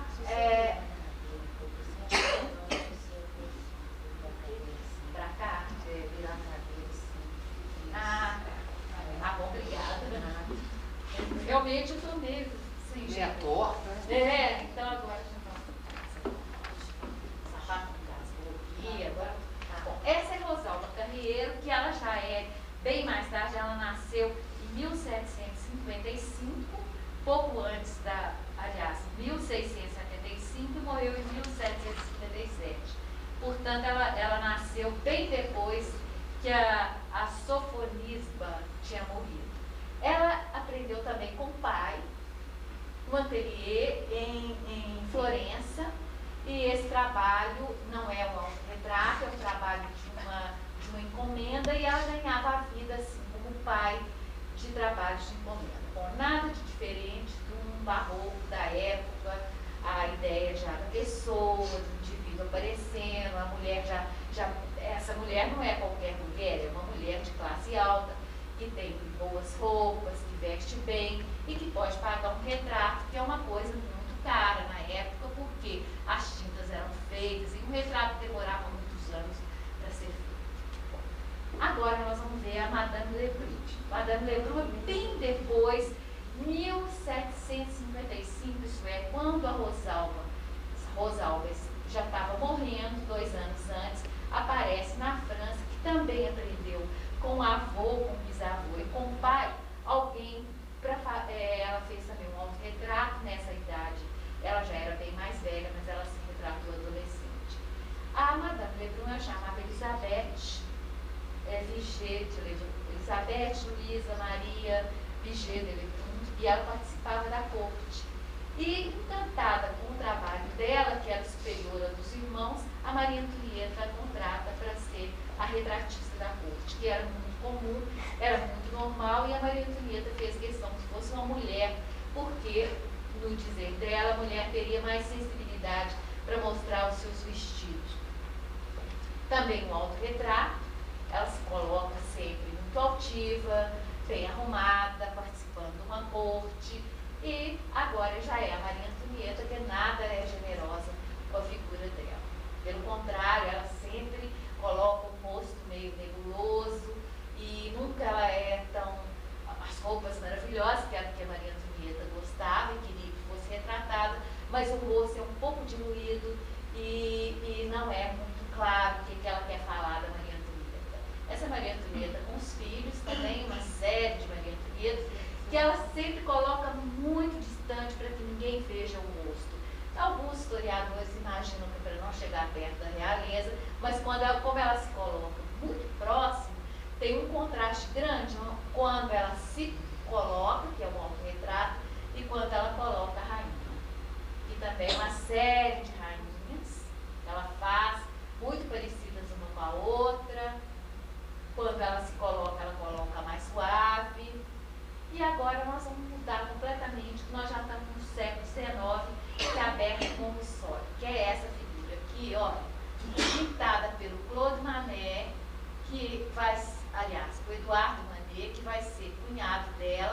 e que ele a toma como modelo. Quem é ela? Ela também é neta do Fragonard. Fragonard era o pintor do Rococó e ela era uma moça de classe alta e que tinha um desenho excepcional e que os pais tiveram muita dúvida se ela ia ou não aprender a pintar como os impressionistas. Então ela é impressionista, ela tem ordem escrita dos pais para frequentar o Louvre, que as mulheres não iam ao Louvre para pintar assim como os homens faziam, e ela tem então uma série de dificuldades no momento que ela vai pintar, porque os pais não aceitam o papel que ela quer desenvolver na vida, que é ser uma pintora. Pintora era um trabalho bem braçal e ela, como é uma moça de classe alta, ela não poderia fazer isso.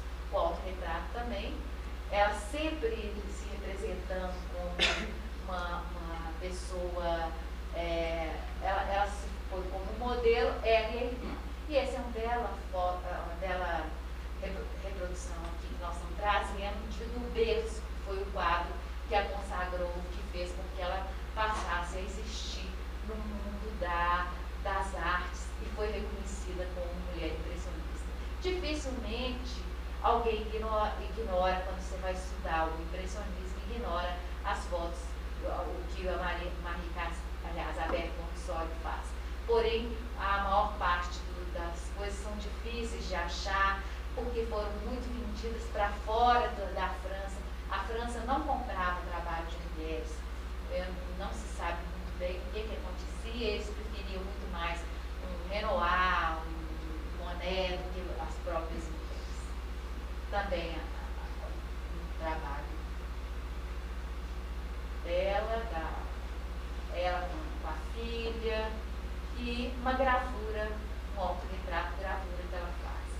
Bom, aqui já é uma americana, vocês estão vendo botando pessoas muito diferentes. Aqui já é uma americana, ela chama Mary Cassatt, ela pôs o nome dela em francês como Marie Cassatt, e ela era amiga do Eduardo, aliás, do Degas, e nesse momento ela aprende com ele. Ela sai dos Estados Unidos, ela é de classe alta também, e filha do banqueiro, e o pai quer que ela melhore a qualidade dela. Então vamos montar isso aqui. Acho que vai ficar melhor para a gente.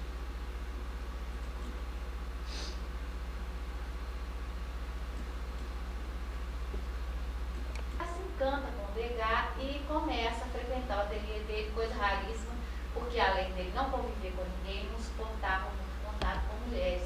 Mas como ela era americana e de manhã cedo ela botava um macacão e ela ia para a oficina, assim como ele ia, ela foi a única pessoa da intimidade dele que pôde usufruir da companhia dele. Mas, porém, ela trabalha, embora ela trabalhe como um homem, o acesso ao mundo dela, que é um mundo feminino, e as roupas, a maneira delicada, ela lembra um pouco a Berta Montessori. Ela faz um trabalho de observação da figura humana, ela coloca as mulheres em situação bastante interessante, ela se ritualiza, assim como a Berta também faz. É pena que eu não pude trazer muita coisa delas para vocês verem, porque tem muita gente para falar. Mas assim, ela quer mostrar, quer trazer uma coisa que o impressionismo traz.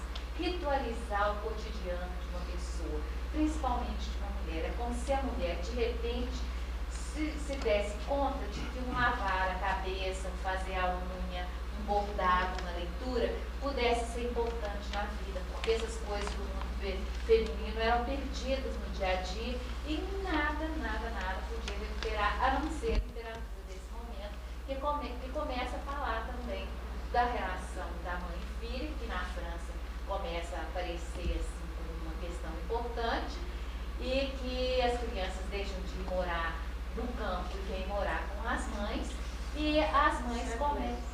O quê? 19. É nesse momento que a mãe toma conhecimento. Por exemplo, a Berta Montessori, ela inventou uma cartilha para ensinar a menina a ler, porque as mulheres não sabiam ler. Ela sabia, ela lia inglês, ela lia Darwin, ela lia uma série de pessoas, e ela ensinou uma cartilha para meninas, do qual eu vi um filme que a Françoise Lutaux fala sobre essa cartilha, que é das coisas mais bonitas que já viu. Ela fez uma aquarela para a filha, e foi assim que ela alfabetizou a filha Julie, que dessa forma que ela achou que as mulheres também tinham que aprender a ler. E nós vamos ver uma série de mulheres lendo a partir do impressionismo. Bom, aqui nós estamos vendo também o mesmo tema, né, que não é nenhuma novidade, até que ela começa a pedido do Degas, que era o mentor dela, o orientador, que ela estudasse a arte japonesa. Ela vai para o Japão e começa a aprender o que tinha de espaço e de tempo. E ela volta completamente modificada. A partir do conhecimento que ela fez no Japão, ela viu lá o horror que era a mulher japonesa e voltou, como ela era americana, já tinha um estranhamento na França, ela voltou com ideias bastante liberais e trazendo as questões para ser discutidas entre as mulheres, querendo ensinar e considerando, principalmente considerando as mulheres que faziam tricô, que faziam crochê, que liam, que tinham a vida doméstica, como algo também muito digno e sem nenhuma vergonha para isso. Então, ela abre a ateliê dela para que todas as mulheres que quisessem aprendessem a trabalhar em gravura. Uma série de crianças sempre ligadas, e a leitura, ó, sempre ela quer colocar, e uma aluna uma vez falou assim, mas isso aí pode ser que a menina está fingindo que está lendo. Já está bom, mesmo fingindo, significa que já tem o valor da leitura presente, né? Olha a ritualização, o contato, mãe e filha. Se vocês forem pegar a história da arte, menino aparece só no século XVIII. Antes era não. Não tem jeito. A não ser Rafael, você pega a Idade Média, o Renascimento, criança, pega o Barroco primeiro, vai aqui, Sabará, Ouro Preto, os meninos são todos uns anõezinhos que não tem corpo de criança, não tem nada de criança a não ser a estatura de uma criança. O que significa que eles não tinham nenhum conceito de criança. Agora o conceito de criança está aqui, está até criando um método, ela criou um método de alfabetização para a filha, né?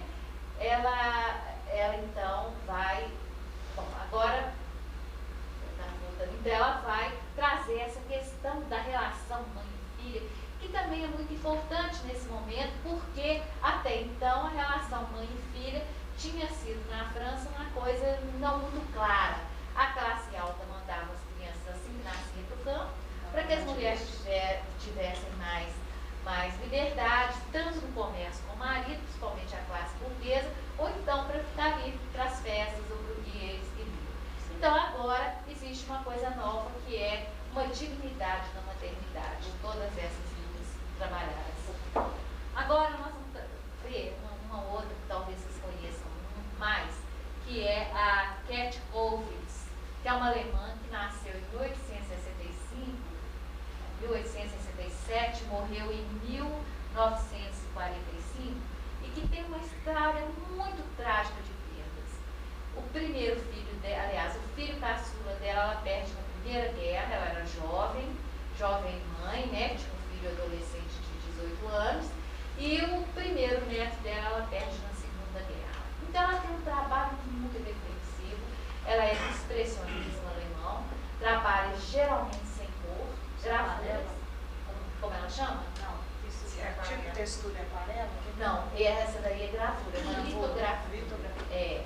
Ela faz uma série de litos e ela então trabalha também essa relação mãe e filho, principalmente depois que o filho morreu, ela começa a trabalhar essa questão, que é a questão da morte.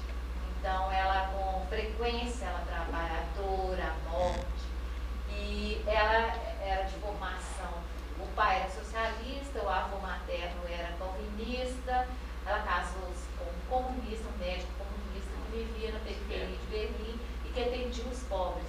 Embora ela tivesse assim, algum dinheiro suficiente para sobreviver, ela tinha uma afinidade muito grande com a pobreza, então ela trabalha muito a questão da pobreza e a questão da morte, que é o tema principal. Criança, morte e pobreza, a relação mãe, viúva, esse é o tema principal dela. Essa é uma série que ela chama Crianças Não Devem Crescer, principalmente depois que ela perdeu o filho e o neto, ela tem uma série que abraça as crianças, que é muito bonito. Então, que ela chama de crianças, a semente de milho não deve crescer, ou então não se deve cortar o milho antes de estar adulto. Uma série Cat Couves.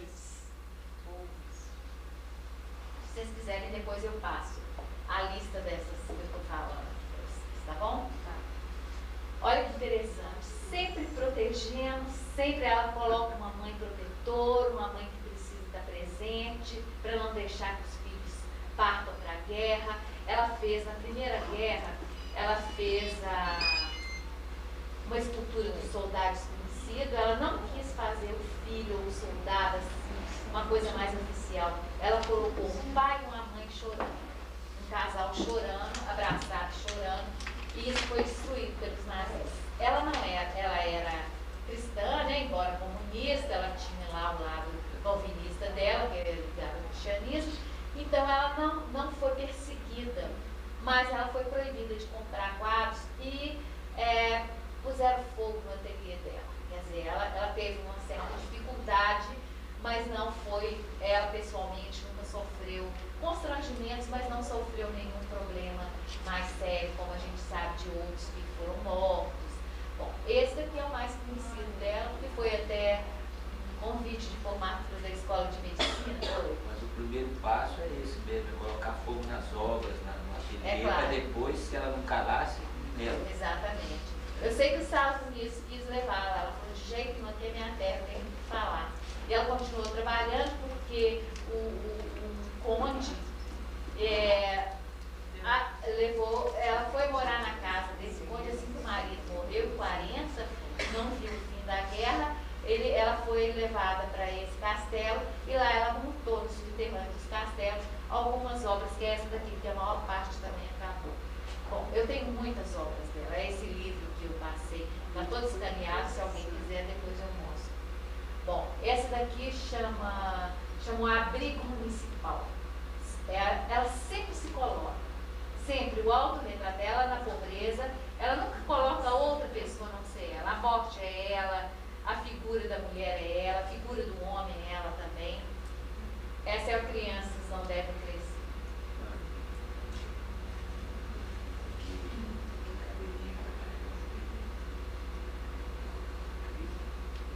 É raro um tema mais. É raro. Eu peguei os sorrisos aí, mas essa com muita frequência, ela recebeu a morte, aceitando a morte. Ela passou, depois que o primeiro filho morreu, ela ficou 5 anos sem conseguir trabalhar. Então ela fez uma série de mortes e geralmente ela segurando a mão da morte. Aí parece que ela começa, retoma de novo o trabalho dela, ela cumprimentando a morte. A morte nunca aparece, ou a mão da morte. A morte com a mulher no colo.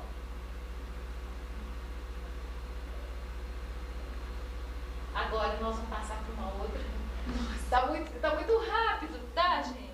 Mas é porque tem muita coisa para passar, tá? Então a gente está vendo agora impacto de estilo, né? Essa também é dentro do expressionismo, mas é completamente diferente que a Paula Modersohn Becker. A Paula Modersohn Becker ficou um tempo na Alemanha como uma mulher de símbolo do feminismo, porque ela era casada com o Otto Modersohn. E ela nunca assinou nos quadros dela Modersohn, ela sempre usou Paula Becker, que era o nome solteira dela. E como ela teve uma vida muito curta e ela foi conhecida principalmente pelo Hilke, ela tinha uma correspondência. Como é que ela ficou conhecida? Ela ficou conhecida pela correspondência que ela tinha. Ela era amiga da mulher do Hilke e o Hilke se encantou com a inteligência dela. Então o Hilke corresponde com ela, eles publicaram as cartas muito mais em relação ao Hilke do que a Paula. E com isso eles descobriram o trabalho dela e perceberam que uma mulher que morre aos 31 anos deixa uma obra tão grande, tão complexa e com tanta reflexão sobre arte como muitas pessoas não faziam. Ela é alemã, ela é de Bremen. Aos 16 anos ela ganha um prêmio de de desenho, vai para Londres, estuda figura humana, coisa que na Alemanha era proibido. Ela então aprende a figura humana nua, que ela nunca tinha visto um corpo nu. Então ela começa a se encantar por uma outra visão democrática que tinha na Inglaterra. Ela volta de novo a pedido do pai, que era um engenheiro de estrada, pediu que ela voltasse para casa, que ela tinha uma saúde muito frágil. Então ela não resistiu ao apelo do pai, vai para Bremen. Lá ela conhece uma coisa que estava muito na moda na época, que era comunidades românticas, que poderíamos chamar, hoje parecida com o nosso movimento hippie. São pessoas que largaram a mão da cidade, foram morar sem nada que tivesse ligado ao urbano. Lá ela conhece com quem ela vai casar pouco depois, que é o Otto Modersohn, e com quem ela tinha uma relação platônica, mas muito difícil de contar. Então ela ficou sendo modelo, e quem for a Bremen, por exemplo, eu aconselho que vá ver no museu dela, tem uma coisa bonita escrita assim: essa é uma mulher que pisou em terrenos que muitos homens não ousaram. Que seria, ela entrou no mundo da reflexão sobre arte. Ela não só fez arte, mas ela refletiu sobre arte, embora ela não deixasse o tema feminino, que era um tema que ela sempre abordava. Ela reflete sobre arte, ela fala o seguinte: beleza, quando ela vai estudar na Inglaterra, ela descobre que a beleza é aquilo que é verdadeiro, e que não existe nenhum rosto feio, que você desenhou o rosto, e se você acha que o rosto está feio, porque nele tem alguma mentira. A partir do momento que você entra dentro daquele rosto, você começa a desenhar, você descobre que todas as pessoas são bonitas, e que a verdade e a beleza andam juntos. E o Rilke encanta com essas reflexões, que ela parte da experiência dela. Ela era uma menina quando ela começa a perceber isso, e ela escreve sobre isso. Então, e o marido nunca entendeu muito bem isso dela, então ela teve um casamento conturbado, separou várias vezes, e da última vez que eles fizeram as pazes, em 1906, bom, então ela vai a virada do século, ela vai para Paris. Lá ela fica trabalhando, conhece então os trabalhos de Cézanne, Gauguin, os fauvistas, e começa a se encantar com a cor, e começa a trazer para o mundo dela aquela quantidade de cor que ela conheceu na França, que na Alemanha não era muito possível, e que em Londres ela tinha aprendido como trabalhar o corpo humano. Então ela começa a se fazer sempre o autorretrato, vários. E isso que me encanta nela, porque ela falava sobre a verdade, mas ela se colocava no autorretrato de uma forma muito presente, muito mais velha do que ela é, que você vê que aqui ela devia ter 20 e poucos anos, mas ela já se colocava como mulher adulta. E o tema principal que ela aborda é esse, e as inúmeras autorretratos que ela faz. Bom, então ela vai para Paris, a virada do século, e o marido vai, aí é aí que ela convive com o Rilke, e aí ela convive com um grande número de intelectuais. Ela detesta Paris, ela acha muito falso o clima, ela estava preocupada era com a pobreza de Paris, ela achava que tinha muita prostituição, que tinha uma coisa escondida, e que ela queria frequentar um outro grupo que não era o grupo de artistas. Então ela não frequenta o grupo de artistas, e até que o Otto Modersohn vai e quer trazê-la para casa de volta, e então ela fica grávida, e ela se retrata grávida. Pela primeira vez na história alguém se retratou, um autorretrato grávido, é o primeiro que eu conheço. Eu imagino que não deve ter outro, principalmente porque até então mulher só aparecia como uma santa, ou como uma heroína, ou como uma deusa, ou como uma alegoria da liberdade, ou alguma coisa similar, e ela se colocou com a sua orgulhosa barriga, com seu colar presente em tudo. E qual que é o vocabulário dela? Sempre mulher, sempre. Ela coloca o nome também, vocês vão ver que ela faz até um retrato do Rilke, mas ela está preocupada com o papel da maternidade, ela está preocupada com isso, é o retrato que ela faz de Rilke, das últimas coisas que ela faz. Então ela morre de parto aos 31 anos. E aí ela tem uma vida muito curta, mas muito importante para reflexão sobre arte, e por um exemplo de uma pessoa que dedicou um trabalho embora curtíssimo, né? 31 anos é uma criança. E agora nós vamos passar para uma outra, que é a Sônia Delaunay. Não sei se vocês já viram falar, todo mundo já viu falar no marido dela, que é o Roberto Delaunay, que é um dos cubistas. Mas a Sônia você tem que procurar, porque geralmente ela não está presente muito nas histórias. Embora ela seja encantadora, tem um trabalho muito importante. E o que ela faz? O que é isso daí? Esse é um quadro cubista? Não, isso é uma cortina de retalhos que ela leva. Ela é uma russa que foi adotada aos 5 anos, muda de nome, aí ganha prêmio também, vai para a Alemanha, depois ela vai para a França. Na França ela casa com um dono de galeria de arte, por conveniência, porque ele precisava se casar para dar satisfação à família e ela precisava de ter um visto de aceite para ser legalizar na França. Então, lá nessa galeria, ela conhece o futuro marido dela, que é o Delaunay. O nome dela é Sônia Terre. No início ela chamava Sarah Esther, até 5 anos. Ao ser adotada, ela muda de nome e ela conta isso com muita naturalidade. E é incrível que o marido nunca deixou que a Sônia aparecesse. Ele era o teórico, ele era o que sabia, que era reconhecido, que convivia com todo mundo, mas ela é uma personalidade fortíssima, porque a partir das experiências que ela vai ficar com o marido, ela vai descobrir um mundo de arte e ela supera a teoria dele, porque ela está o tempo todo na prática. Ela então passa... O quê? Tinha um rosto masculino. Tinha?